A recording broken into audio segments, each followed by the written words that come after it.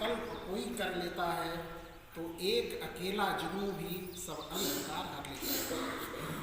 आज मैं आपको ऐसे व्यक्ति की कहानी सुनाता हूँ जिन्होंने कहा यदि सूरज की तरह चमकना है तो पहले सूरज की तरह जलना सीखो।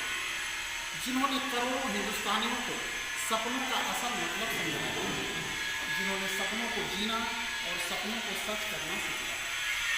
बेहद गरीबी में जन्मा यह बालक 2 जून की रोटी के लिए बचपन में अखबार बेचता था। अपने साहस और जज्बे के बल पर जीवन से संघर्ष करता हुआ अभी 8 साल का ही हुआ था कि पूरी दुनिया में युद्ध का साया आ गया। द्वितीय विश्व युद्ध का समय आ गया।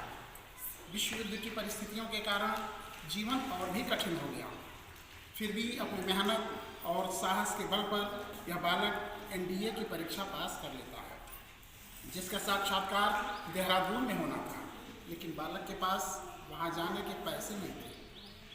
बालक की बहन ने अपने सारे गहने बेच दिए, लेकिन इन पैसों से केवल एक तरफ के किराए का इंतजाम हो सका। बालक को विश्वास था मैं सेलेक्ट तो हो ही जाऊंगा, और इस विश्वास के सहारे बालक देहरादून पहुँच जाता है। लेकिन भगवान को तो कुछ और ही मंजूर था और उसका सिलेक्शन नहीं हुआ। जीवन भर गरीबी से लड़ता हुआ बालक आज जीवन की जंग हार गया। मेरी बहन ने मेरे लिए अपने सारे गहने बेच दिए और मैं यहाँ फेल हो गया। मेरा जीवन किस काम का? अब घर जाकर भी क्या करूँगा? बेहद निराशा में डूबा हुआ बालक आत्महत्या करने का फैसला कर लेता है। ऋषिकेश में शिवानंद आश्रम के किनारे वाली पहाड़ी पर बालक चढ़ जाता है। ठीक उसी समय महर्षि शिवानंद पूजा पाठ करके आश्रम से बाहर निकले रहते हैं, तो सामने देखते हैं पहाड़ी पर एक 18-20 साल का युवक कभी आगे जाता है, कभी पीछे आता है। ज्ञानी अनुभवी संत तुरंत भाप गए। उन्होंने वहीं से आवाज़ दी, बेटा रुको, और अपने पास बुलाया। अपने स्नेहिल हाथ उसके कंधों पर रखकर पूछे, क्या बात है बेटा, कहाँ से आए? बालक की आंखों में आंसू आ गए। उसने अपनी सारी बात बताई और कहा, महाराज मैं केरल से आया हूँ। महात्मा बोले, अरे केरल से आए हो? वो तो मेरे आदि शंकराचार्य मेरे गुरु का गांव है, आओ आश्रम में चलो।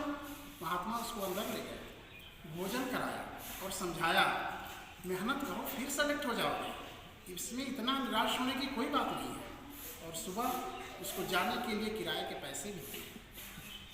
बालक प्रातः जब जाने लगता है तो महर्षि को प्रणाम करता है और कहता है, यदि आप आज्ञा दें तो मैं आपसे एक प्रश्न पूछ लूँ। इस एक प्रश्न ने भारत को वह हस्ती दी जिसके दम पर आकाश में भारत की बादशाहत दुनिया के किसी भी मुल्क से ज़्यादा है। बालक ने महात्मा से पूछा, महाराज मेरा साक्षात्कार बहुत अच्छा हुआ, मेरी बहन ने गहने बेचकर मुझे यहाँ भेजा, फिर मैं सफल क्यों नहीं हुआ? महाराज ने जो उत्तर दिया उसे जीवन में कभी भी असफल होने पर आप जरूर याद करें, क्योंकि जीवन का कोई भी लक्ष्य जीवन से बड़ा नहीं हो सकता। महर्षि ने कहा, बेटा तू इम्तिहान में इसलिए असफल हो गया कि भगवान ने तुम्हारे लिए कोई और बड़ा कार्य तय कर रखा है, वह तुम्हें कोई और बड़ा कार्य सौंपना चाहता है।